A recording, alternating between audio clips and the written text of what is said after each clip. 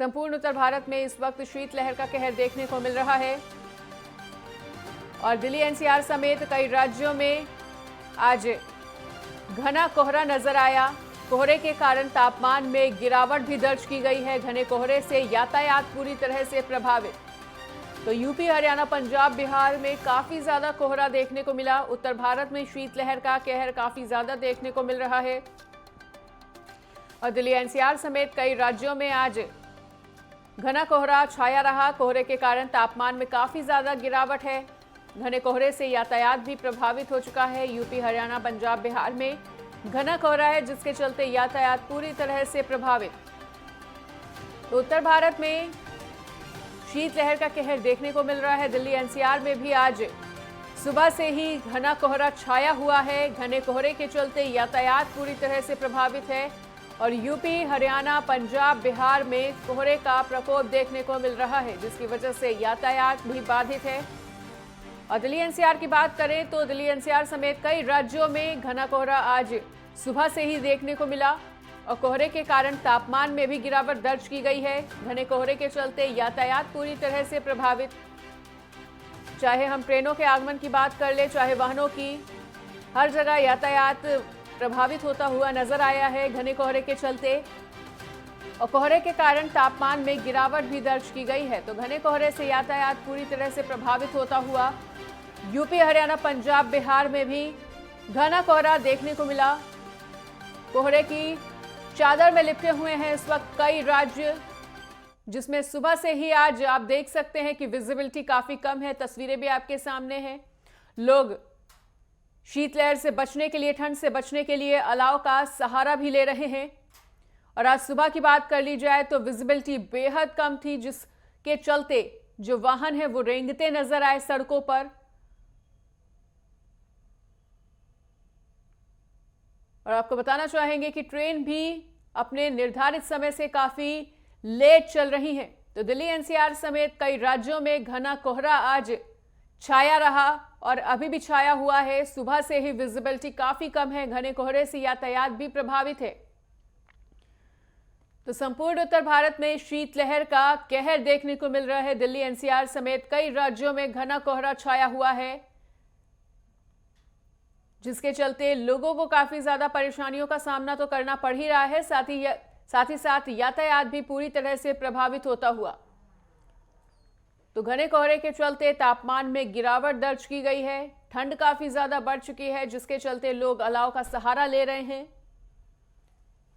वहीं बढ़ती ठंड के चलते रैन बसेरों में तमाम व्यवस्थाओं को दुरुस्त करने के लिए भी सरकार द्वारा निर्देश दिए जा रहे हैं कि रैन बसेरों में रहने वाले लोगों को किसी भी तरह की परेशानी का सामना ना करना पड़े, किसी भी असुविधा का सामना ना करना पड़े, जिसके चलते अलाव की भी व्यवस्था उनके लिए की जा रही है। और बढ़ते कोहरे के चलते ही तापमान में लगातार गिरावट दर्ज की जा रही है। दिल्ली एनसीआर समेत कई राज्यों में घना कोहरा आज सुबह से ही छाया हुआ है।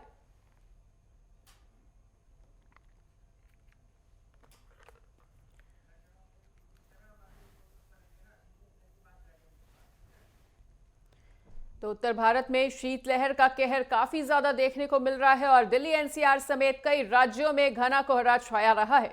और फिलहाल यहां पर रुकेंगे एक छोटे से ब्रेक के लिए।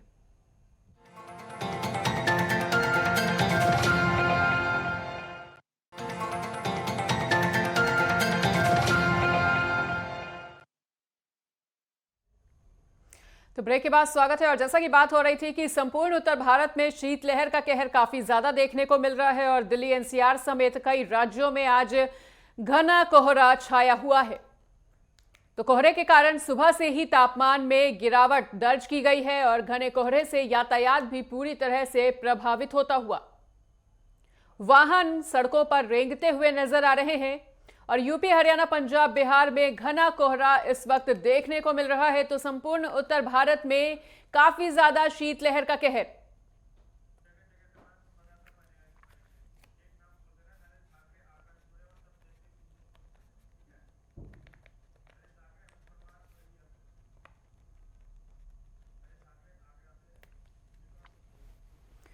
तो संपूर्ण उत्तर भारत में शीतलहर का कहर इस वक्त देखने को मिल रहा है और जगह जगह से हमारे सहयोगी जुड़े हुए हैं। हमारे साथ आगरा से हमारे साथ नरेश धाकड़े जुड़ चुके हैं। तो नरेश, आपका रुख करना चाहेंगे कि जिस तरह से आज संपूर्ण उत्तर भारत में शीतलहर का कहर देखने को मिल रहा है, आगरा की क्या कुछ तस्वीरें हैं, आगरा में किस तरह के हालात बने हुए हैं? देखिए मनीषा, बिल्कुल आगरा की बात करते हैं तो आगरा में आज सुबह से ही घना कोहरा देखने के लिए मिल रहा है, जिसके चलते लोगों को भारी मुश्किलों का सामना करना पड़ रहा है। क्योंकि अगर हम बात करते हैं तो सड़कों पर विजिबिलिटी न होने से वाहनों की जो गति है वो कहीं ना कहीं थमती हुई दिखाई दे रही है। और आगरा का यह आज पहला दिन नहीं है। आगरा में लगातार पिछले 3 दिनों से ये घना कोहरा लगातार इसी तरीके से दिखाई दे रहा है। अगर हम बात करते हैं तो शहर से ज्यादा मैदानी इलाकों में घना कोहरा कहीं ना कहीं लोगों को परेशान कर रहा है। लोग ठंड के चलते हुए घरों में कैद हो चुके हैं। देखिए, मैं अपने पीछे की तस्वीरें आपको दिखाऊंगा किस तरीके से ये मैदानी इलाके की ये तस्वीरें हैं, किस तरीके से यहाँ पर जो घना कोहरा है वो कहीं ना कहीं देखने के लिए मिल रहा है। उस घने कोहरे के चलते जो लोग हैं वो काफी परेशान भी हो रहे हैं, क्योंकि ठंड का जो प्रकोप है वो आगरा में लगातार बढ़ता हुआ दिखाई दे रहा है। तो कहीं ना कहीं आगरा में जो घने कोहरे की चादर है वो लोगों को काफी परेशान कर रही है। अगर हम बात करते हैं तो सबसे ज्यादा परेशान ऐसे ठंड में जो मजदूर हैं वो हो रहे हैं, क्योंकि उन्हें घरों से निकलने में भारी मुश्किलों का सामना भी करना पड़ रहा है। तो ऐसे में कहीं ना कहीं लोगों की जो मुश्किलें हैं वो घना कोहरा आगरा में लगातार बढ़ता हुआ दिखाई दे रहा है। अगर हम किसानों की बात करते हैं तो कहीं ना कहीं जो किसान अपने खेतों में काम करते हैं उन किसानों की भी लगातार मुश्किलें आगरा में बढ़ती हुई दिखाई दे रही है। क्योंकि सुबह जो काफी ठंड है, ठंड के चलते किसानों को खेतों में जो काम करने में भारी मुश्किलों का सामना करना पड़ रहा है। अभी हमारी कई किसानों से बात हुई, जब किसान अपने खेतों के लिए निकल रहे हैं तो किसानों का साफ कहना था कि 3 दिनों से जो ठंड बढ़ी है, कोहरा बढ़ा है, उसके चलते हमें काफी मुश्किलों का सामना करना पड़ रहा है। और किसानों की सबसे ज्यादा मुश्किलें उस समय पर बढ़ जाती हैं जब किसान अपने खेत की सिंचाई करते हैं या खेतों में वो अन्य काम करते हैं। क्योंकि जो ठंड होती है वो कहीं ना कहीं किसानों के जो काम है, या मजदूर हो या किसान हो, उनके कामकाज पर कहीं ना कहीं जो ब्रेक लगता हुआ दिखाई देता। जी मनीषा। बिल्कुल, और दिल्ली से हमारे साथ गजेंद्र सिंह भी जुड़े हुए हैं, उनका भी रुख करना चाहेंगे। गजेंद्र, दिल्ली में भी कुछ इसी तरह के हालात देखने को मिल रहे हैं। सुबह से ही वाहन जो हैं वो सड़कों पर रेंगते हुए, यातायात पूरी तरह से प्रभावित। जी बिल्कुल, अगर बीते दिन की बात कर ले तो दिल्ली के कोहरे की अगर बात की जाए तो सिर्फ बाहरी इलाके में कोहरा बेहद घना दिखाई दे रहा था, लेकिन आज की बात कर ली जाए तो अंदरूनी इलाकों में भी जो कोहरा है वो काफी घना इस समय दिखाई दे रहा है। और विजिबिलिटी की बात कर ली जाए तो 50% से भी कम की विजिबिलिटी यहाँ पे सामने आती हुई दिखाई दे रही है। सभी गाड़ियां हेडलाइट्स ऑन करके, फोर लाइट ऑन करके चल रही हैं, धीमी गति से चल रही हैं। और सुबह सवेरे लोग अपने काम पे जो निकल रहे हैं उनको खासा मुश्किलों का सामना करना पड़ रहा है, क्योंकि जो गाड़ियां हैं वो वैसे ही धीमी गति से चल रही है, जिसकी वजह से उनको बस स्टैंड पे गाड़ियों का इंतजार भी करना पड़ रहा है। और यहीं अगर बात कर ली जाए तो धीमी ओस जो है वो मुंह पे महसूस की जा सकती है, उसकी बूंदें मुंह पे गिरती हुई महसूस की जा सकती है।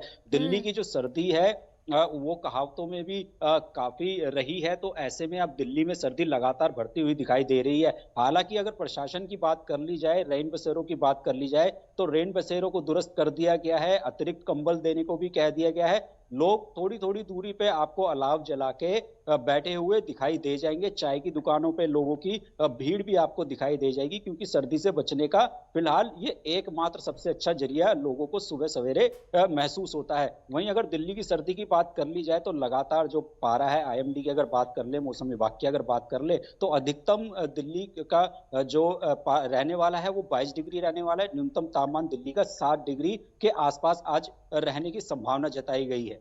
जी मनीषा। बिल्कुल, और पलवल से हमारे साथ राजकुमार भाटिया जुड़े हुए हैं, उनका भी रुख करना चाहेंगे। राजकुमार, पलवल और हरियाणा में भी कुछ इसी तरह के हालात देखने को मिल रहे हैं और किसानों की परेशानी काफी ज्यादा बढ़ती हुई इस कोहरे के चलते और ठंड के चलते।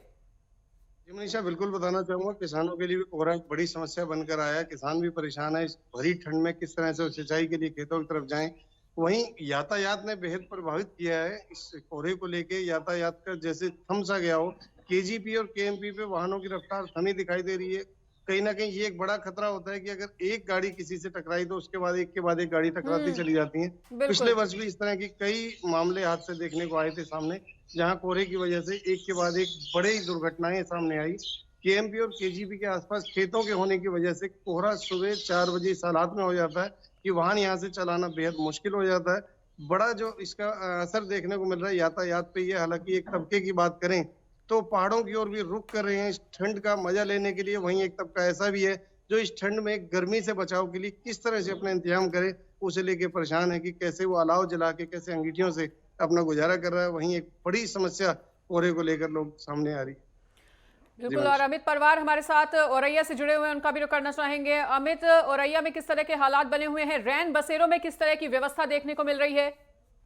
बिल्कुल मनीषा, आपको औरैया की अगर बात करें तो जैसे पहाड़ी इलाकों में जो अभी तक सर्दी पड़ रही थी, उसी हिसाब से मैदानी इलाकों में भी ये पूर्वी उत्तर प्रदेश में पूरी तरीके से आज कोहरे ने अपनी चादर में लपेट रखा है पूरे पूर्वी उत्तर प्रदेश को। इसके साथ ही अगर बात करें, जैसे कि सहयोगी ने हमारे बताया कि जो मजदूर है, किसान है, या इन लोगों के लिए बड़ी समस्या हो जाती है, क्योंकि कोहरे में घर से निकलना बहुत ही मुश्किल हो जाता है। इसके साथ ही अगर बात करें तो स्कूली बच्चों की भी अगर हम बात करें तो स्कूली बच्चों के लिए भी आज जिलाधिकारी नेहा प्रकाश श्रीवास्तव के द्वारा एडवाइजरी जारी की गई है, और उनके आदेशानुसार बीएसए जो है उन्होंने लिखित सूचना भी जारी कर दी है कि कक्षा 1 से लेकर 8 तक, चाहे वो मान्यता प्राप्त विद्यालय हो, सहायता प्राप्त विद्यालय हो या परिषदीय विद्यालय हो, उनकी जो शिक्षा का टाइम रहेगा वो 10 बजे से 3 बजे तक कर दिया गया है। जी मनीषा। बिल्कुल। और एक बार फिर से आगरा में नरेश का रुख करना चाहेंगे। नरेश, जिस तरह से शीतलहर का कहर जो बढ़ता जा रहा है और कोहरा लगातार जो बढ़ता जा रहा है, ऐसे में सड़क हादसों में काफी ज्यादा इजाफा होता हुआ। देखिए मनीषा, बिल्कुल जिस तरीके से आगरा में 3 दिनों से जो कोहरे ने दस्तक दिया, उसके चलते कल भी एक सड़क हादसा हुआ था जिसमें आपस में कई वाहन आगरा में टकराए थे। अगर हम बात करते हैं तो सबसे ज्यादा जो नेशनल हाईवे है वहां पर हादसों की संख्या ऐसे घने कोहरे में बढ़ जाती है, क्योंकि अगर मान लिया जाए कि क्योंकि जो सड़कों पर जो विजिबिलिटी है वो काफी कम हो जाती है, और ऐसे में अगर एक भी वाहन आपस में टकराया तो ऐसे में दर्जनों वाहन आपस में टकरा जाते हैं। तो कहीं ना कहीं जो कोहरा है उसके चलते सबसे ज्यादा जो वाहन चालक है उन्हें नेशनल हाईवे पर भारी मुश्किलों का सामना करना पड़ता है। क्यों कल भी आगरा में एक हादसा ऐसा हुआ था जो घने कोहरे के चलते कई वाहन आपस में टकराए थे और कई लोग घायल हो गए थे। हालांकि अगर बात करते हैं तो जो वाहन चालक है वो इस घने कोहरे से बचने के लिए अपने वाहनों की हेडलाइट जलाकर के सड़कों पर चल रहे हैं, लेकिन कहीं ना कहीं आगरा में कोहरे का भी कहर लगातार उन वाहन चालकों को परेशान कर रहा है। अगर हम बात करें देहात क्षेत्र की, तो देहात क्षेत्र की सड़कों पर भी कहीं ना कहीं जो वाहन चालक है वो काफी परेशान हो रहे हैं। आगरा में कहीं ना कहीं वाहन चालकों की लगातार जो घना कोहरा है वो कहीं ना कहीं मुश्किलें बढ़ाता हुआ दिखाई दे रहा है। कल हमारी कई वाहन चालकों से बात हुई, उनका साफ कहना था कि 3 दिनों से आगरा में घने कोहरे के चलते हमें काफी ड्राइव करने में काफी मुश्किलों का सामना करना पड़ रहा है। अगर प्रशासन की बात करते हैं तो प्रशासन भी लगातार वाहन चालकों से अपील कर रहा है, घने कोहरे के चलते आप जो ड्राइविंग है वो आराम से करें, वाहनों की हेडलाइट जलाकर के चलें जिससे कि हादसे ना हो। लेकिन कहीं ना कहीं जो घना कोहरा है उसके चलते वाहन चालकों को भारी मुश्किलों का सामना करना पड़ रहा है। बिल्कुल। और एक बार फिर से रुक करेंगे गजेंद्र का। गजेंद्र, तो अगर दिल्ली एनसीआर की भी बात कर ली जाए, नोएडा की बात कर ली जाए, ग्रेटर नोएडा की बात कर ली जाए, यमुना एक्सप्रेसवे की बात कर ली जाए, आगरा एक्सप्रेसवे की बात कर ली जाए, और नोएडा और ग्रेटर नोएडा में पुलों का एक जो जाल बिछा हुआ है उस पे काफी ज्यादा हादसे हो रहे हैं इन दिनों में, तो परिवहन विभाग की तरफ से इन हादसों में कमी के लिए क्या कुछ कदम उठाए गए हैं? देखिए, जब धुंध बढ़ती है, फॉग बहुत ज्यादा हो जाती है, तो ऐसे में लगातार प्रशासन पहले ही अटल हो जाता है। तो ऐसे में जो प्रशासन है वो कोशिश करता है कि जितनी भी गाड़ियां हैं वो अपनी हेडलाइट्स के साथ साथ फॉग लाइट्स जरूर ऑन करके रखें और डीपर का लगातार प्रयोग करते रहें। ऐसे में जब तक आप अपनी दोनों गाड़ियों के डीपर्स ऑन करके नहीं चलेंगे तो सामने वालों को संभावत नहीं दिखाई देती है। गाड़ी अगर ऑन करेंगे तो गाड़ी में जो टकराव है उसकी जो टकराने की जो गति है वो कम हो सकती है। ऐसे में लगातार जो गाड़ी एडवाइजरी है, गाड़ियों को जो एडवाइजर दिया जाता है वो लगातार यही कहा जाता है कि अपने डीपर्स को जितना हो सके ऑन करके रखें, और कुछ कुछ दूरी के ऊपर इस तरीके की व्यवस्था की जाती है जिससे कि गाड़ी को स्लो किया जाए। हालांकि ऐसे में कुछ बैरी जो गेट्स जो बीच में लगाए जाते हैं उनको हटा दिया जाता है ताकि गाड़ियों को निकलने में ज्यादा दिक्कत का सामना ना करना पड़े, दूर से बैरिकेड्स ना दिखाई दे। तो लगातार जैसे ही हाईवे के ऊपर गाड़ियां पहुंचती हैं उनको डीपर अपना ऑन कर लेना चाहिए, इसकी लगातार जानकारी दी जाती है। और जो गाड़ियां चलाते हैं उनकी भी जो रफ्तार है उसको भी कम करने को कहा जाता है। 40-50 पहले 60 किलोमीटर जो नॉर्मल गाड़ी है, 4 पहिए गाड़ी है, उसकी जो गति है वो 60 किलोमीटर से ऊपर 70 तक भी जा सकती है, लेकिन उसको कहा जाता है कि 40 तक आप रखिए अगर घना कोहरा है। ठीक है, तो तमाम सहयोगियों का हमारे साथ जुड़ने के लिए बहुत बहुत शुक्रिया।